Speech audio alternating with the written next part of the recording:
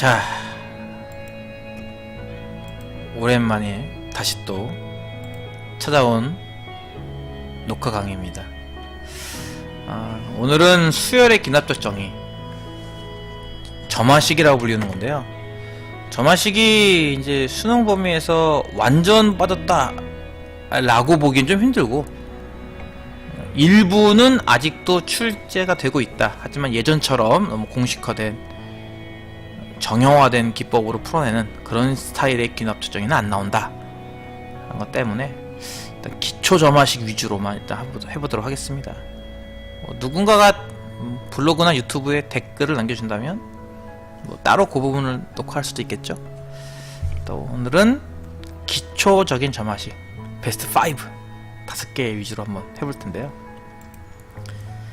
점화식이란 무엇이냐부터 시작을 해야겠죠. 점화식이라고 하는 것은 수열이 있을 때 수열의 일반항을 함수처럼 주는 게 아니라 일반항을 일반항 사이의 관계식으로 주는 방법이죠.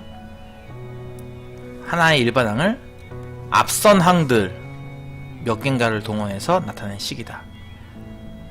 그러니까 기존의 점화식은 그냥 기존의 수열의 일반항은 AN은 FN 꼴이었다면 어떤 항을 그 전에 있던 직전의 항의 함수식으로 나타낸 것들, 이게 점화식이죠. 점화식이 종류가 많기 때문에 다 공부하긴 힘들고 다 외우기도 힘들지만 그래도 베스트 5가 있다. 베스트 5 점화식 무엇이냐? 가장 기초가 되는 거죠. 수열할 때 맨 처음에 배우는 수열, 등차 수열 점화식입니다. 어떤 항에 일정한 상수를 더해서 그 다음 항이 나오는 구조인 거죠. 그렇죠? 어떤 항 AN, AN 플러스 1 이렇게 보는 것보다는 어떤 항, 그 다음 항 이렇게 봐서 어떤 항에 상수를 더함으로써 그 다음 항이 나오는 구조. 요거랑 같이 나오는 바로 다음에 배우는 게 또 이제 등비수열이 되겠죠.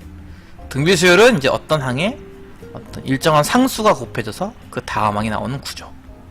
이때 D값을 공차, R값을 공비라 부른다 라는 것도 이미 점화식 배우기 전에 수열에서 하기 때문에 여기까지 알 거라 생각을 합니다. 여기서 이제 약간 진화를 해요. 피카츄 라이츄 진화하듯이 등차 수열에서 저 일정한 상수 자리가 n에 관한 적당한 함수꼴로 변형이 되는 형태. 요거는 사실 개차 수열이라는 구조인데 개차 수열을 따로 배우지는 않아요. 근데 저런 스타일의 문제를 풀어봅니다. 개차 수열이라는 말은 안 배우지만 시험에 나온다는 거 참 애매하죠. 요런 구조, 등차 수열에 약간 변화된 형식이죠. 등비 수열에서도 약간 마찬가지로 변화가 된 형식도 존재합니다. 상수 자리가 바뀌었죠 지금, 그쵸? D가 FN으로 R이 FN으로 조차된 것밖에 없고요. 요 두 번째 것들은 푸는 요령이 동일하죠. 조금 이따 한번 다뤄볼게요. 그리고 이제 요것들이 진화해서 이제 최종 진화 형태. 등차와 등비가 약간 섞인 듯한 느낌이에요. 곱하기도 있고 더하기도 있는 느낌. 요런 식의 점화식을 다루게 되죠. 이 5개가 이제 베스트예요. 교과서에서도 이 정도는 다루고 있습니다. 이거 이상을 다루진 않아요. 보통은 가끔 연습 문제나 이런 데서 비슷한 게 나오긴 하겠지만 어쨌든 이 5개만 알면은 거진다 끝난다 이렇게 생각하시면 됩니다. 네, 혹시 마지막 거 질문? 쌤 있잖아요. 마지막 거는 P랑 Q가요. 네, P랑 Q가 양수든 음수든 네, 상관이 없나요? 이거는 이런 건 있어요. 만약에 P가 1이면은 등차 수열이랑 똑같아요. 그쵸? Q가 0이면 등비 수열이랑 똑같아요. 그 조건을 이제 무시한 나머지를 뜻하는 겁니다. P가 1이고 Q가 0인 상황은 제외시켜라. P가 1이면 등차, Q가 0이면 등비니까. 그걸 뺀 나머지 형태들 다 상관없습니다. 양수든 음수든 루트든 허수가 나오는 경우는 없고요. 루트든 상관은 없어요. 보통은 이제 정수 써요. 보통 정수. 가장 간단한 등차 수열 점화식과 그거 약간 심화 형태를 다뤄보겠는데요. 등차 수열 기본 점화식 형태는 요런 스타일이죠. 그러니까 등차 수열 정의 그대로 일정한 차이를 보인다는 거니까 이웃한 한 끼리의 차가 일정한 차이를 보인다. 이 등차 수열 정의 그대로죠. 그 다음 이제 마이너스 AM만 이항시킨 모양입니다. 뭐 두 개가 똑같다는 거 정도는 알 수 있을 것 같아요. 이항한 모양밖에 안 되는 거고요. 아까 나왔던 점화식은 요 형태였죠. 그 다음에 이제 등차 중앙과 같은 형태로 주어지는 경우인데요. 이웃하는 차가 그러니까 얘 다음 거 다다음 거끼리 다다음 거와 다음 거의 차이는 다음 거와 지금 거의 차이랑 같다는 건데, 첫 번째, 두 번째 방식과 세 번째 방식의 차이점이 있다면 첫 번째, 두 번째 방식은 공차가 보여요. 이 점화식 내에 공차가 보이죠. 초범님 안녕하세요. 반갑습니다. 근데 이제 세 번째 거 같은 경우나 네 번째 같은 경우, 추천 감사합니다. 세 번째 거나 네 번째 거 같은 경우는 공차가 보이진 않아요. 근데 등차 수열의 기본 형태, 세 번째 거를 변형하기 네 번째 거죠. 그러니까 한쪽으로 이항해서 정리한 것밖에 없기 때문에 세 번째, 네 번째 거는 공차가 보이지는 않고 그냥 등차 수열 기본 정의 그대로를 따라가고 본다면 1번과 2번, 요 두 개는 공차가 보인다는 게 특징이죠. 세연님 추천 감사합니다. 네, 추천 감사합니다. 그래서 첫 번째, 두 번째는 보통 초항, 하나 값을 줍니다. 뭐 1항은 3이다 이런 식으로 하나 값은 주는데, 세 번째, 네 번째씩 같은 경우는 첫 번째 항과 두 번째 항 초기 값을 두 개를 줘요. 그래야 공차를 알 수 있기 때문에 보통 1, 2번 같은 경우는 초기값 하나만 주는 반면에 3, 4번 같은 경우는 초기값 두 개를 준다는 거, 이런 차이가 있죠. 어쨌든 냈다 등차 수열 기본 점화식 형태고요. 요거는 등차 수열은 아니거든요. 등차 수열은 아닌데 요 점화식을 풀면요 뭔가 등차스럽게 나와요. 등차스럽게. 등차스럽다가 무슨 뜻일까? 일정한 차이를 보인다는 건데, 간단하게 증명하는 방법은 난 뭐 이렇게 증명하면 됩니다. AN과 AN 플러스 1항을 합한 게 N이니까 N자리에 N 플러스 1 일단 한 번 더 대입을 한 다음에 두 식을 변변 빼요. 그러면은 AN 플러스 2항에서 AN항 뺀 게 1이다라고 하는 게 나와요. 그러니까 이게 등차 수열은 아니죠. 근데 등차스럽죠. 왜냐면은 어떤 항을 주어지고 여기서 두 칸 건너간 건 1씩 증가한다는 개념이니까 두 칸 건너가면 1 증가, 두 칸 건너가면 1 증가, 두 칸 건너가면 1 증가. 그래서 홀수항만 놓고 보면은 등차수열, 짝수항만 놓고 봐도 등차수열이 됩니다. 공차가 1짜리. 하지만 이제 1항, 2항, 3항, 4항 이렇게 놓고 본다면은 이거는 뭐 믹스죠. 믹스. 잡종이에요. 잡종. 그래서 이제 보통 이런 점화식이 나오면 보통은 이제 학생들이 이제 일일이 나열을 해서 규칙성을 알아내는 경우도 있는데, 이렇게 이제 유도를 하는 방법도 있다는 거죠. 등비수열 같은 경우는 뭐 이제 별로 할 말이 없네요. 등차 수열이 워낙 자세했기 때문에 뭐 비슷하다고 볼 수 있겠죠. 다양한 점화식이 존재한다는 거 다 똑같은 얘기인데, 마찬가지로 1번, 2번은 공비가 눈에 보이는 데에 비해서 3, 4번은 공비가 눈에 안 보인다. 따라서 1, 2번은 초기값 하나만 주어지는 반면에 3, 4번은 초기값을 두 개를 준다는 거, 그런 차이가 있습니다. 뭐 어쨌든 뭐 등비수열 기본 점화식, 등차수열 기본 점화식 정도는 뭐 교과서에도 다루고 있는 내용이기 때문에 여기까지는 좀 쉽게 할 수 있을 것 같고요. 개차수열, 이게 이제 교과과정에서 빠졌습니다. 교과과정에서 빠졌지만 그래도 나온다는 거, 은근슬쩍 나온다는 거. 개차수열이라는 거의 특징이에요. 그저 뜻 자체가 그 수열이 있으면 수열의 그 차이로 만들어지는 수열이에요. 그러니까 1항과 2항의 차이, 2항과 3항의 차이, 3항과 4항의 차이로 새로운 수열 하나 만드는 거죠. 그것을 개차수열이라고 불러요.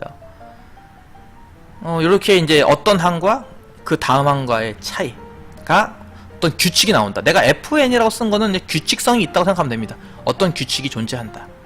이걸 통해서 일반항을 찾을 수 있느냐는 건데, 원리는 간단하죠. 하나씩 다 쓴 다음에 더하면 됩니다. n에다가 1 넣고 2 넣고 3 넣고 4 넣고 쪼쪼쪼. 내가 납득할 때까지 한 10개도 좋고 20개도 좋고요. 납득을 한 5개쯤 하면 충분하지 않을까 싶어요. 쭉 대입한 다음에 변변 더해요. 이런 거죠. 1 대입하고 2 대입하면 이런 식이 쭉 나온다는 거거든요. 이렇게 이걸 다 더해요. 변변. 그럼 좌변 같은 건 어떻게 되죠? 이렇게 플러스 A2 마이너스 A2 플러스 A3 마이너스 A3 이게 짝이 맞죠? 짝이 맞아요. 플러스 하나 마이너스 하나 이런 식으로. 그 짝이 맞는 것들은 다 지워집니다. 이렇게 지워지면 이제 맨 처음 거, 맨 끝에 거 각각 하나씩 남죠. 각각 하나씩. 다 더하면은 좌변은 AN 빼기 A1만 남고, 우변은 이제 다 더했으니까 F1부터 FN 빼기 1까지 합인데, 요걸 간단히 쓰는 게 이 밑에 있는 시그마거든요. 그래서 AN만 이항시켜서 일반항을 다음과 같이 구할 수 있다. 초항에다가 저 FK라고 하는 일반화된 거를 1부터 쭉 더하는 모양. 예전에는 이제 얘까지 공식으로 외웠다는 거죠. 개차수열 공식 이런 식으로 일반항 공식. 근데 뭐 굳이 요즘은 외울 필요까지는 없을 것 같고, 요령 하나씩 쭉 차례대로 대입한 다음에 변변 더해라.